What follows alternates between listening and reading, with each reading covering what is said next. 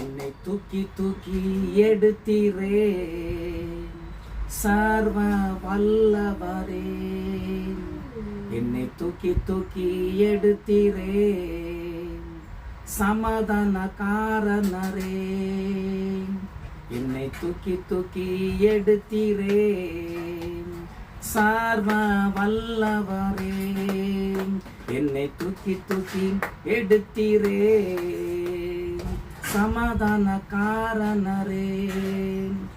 என்னை குப்பையிலிருந்து தூக்கி எடுத்து கண்மலை மேல் நிறுத்துகிற நல்ல தேவனாயிருக்கார். ஆமா பிரியமானவர்களே, எத்தனையோ பேர் படிப்பு அறிவில்லாம இருக்கிறவர்கள தான் கர்த்தர் தெரிந்து கொள்ள போகிறார். அவர்களை தான் கர்த்தர் பொறுக்கெடுத்து அவர் உருவாக்கி அவருடைய ஞானத்தினால நிரப்பி அவருடைய பலத்தினால் நிரப்பி வரங்களினால வல்லமையினால் நிரப்பி கர்த்தர் வல்லமையாக தேசத்துல பயன்படுத்தி வருகிறார். ஆமென்.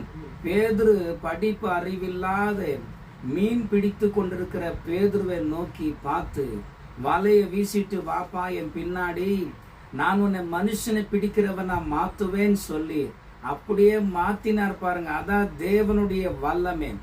அல்ல, அவரை நம்பி வந்துட்டா ஒருபோது கைவிட மாட்டார், ஒருபோது தள்ளிவிட மாட்டார். அற்புதமா நடத்த போகிறார், அதிசயமா நடத்த போகிறார். திக்குகிற நாவு உள்ள மோசே கர்த்தர் தெரிந்து கொள்றார் பாருங்க. திக்குகிற நாவுள்ள மோசையை தெரிந்து கொண்டு அப்போ நல்லா கவனிங்க, அந்த பார்வோன் முன்னாடி நின்று பேச முடியாக பெரிய பெரிய அற்புதங்களை செய்ய முடியாக தேவன் மோசையை பயன்படுத்தி வருகிறார். திக்குகிற நாவுள்ளவனுக்கு கர்த்தர் நல்லா தெளிவா பேசக்கூடிய கிருபைகளை தருகிறார். ஆமென்.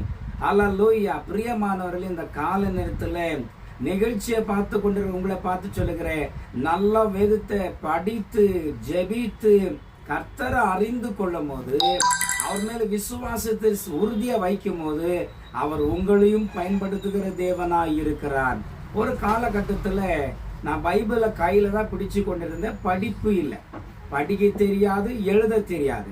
எழுத தெரியாம இருந்த எனக்கு, படிக்க தெரியாத இருந்த எனக்கு, எழுதவும் படிக்கவும் அதே போலவே திக்குகிற நான் உள்ளவனாய் இருந்தேன்.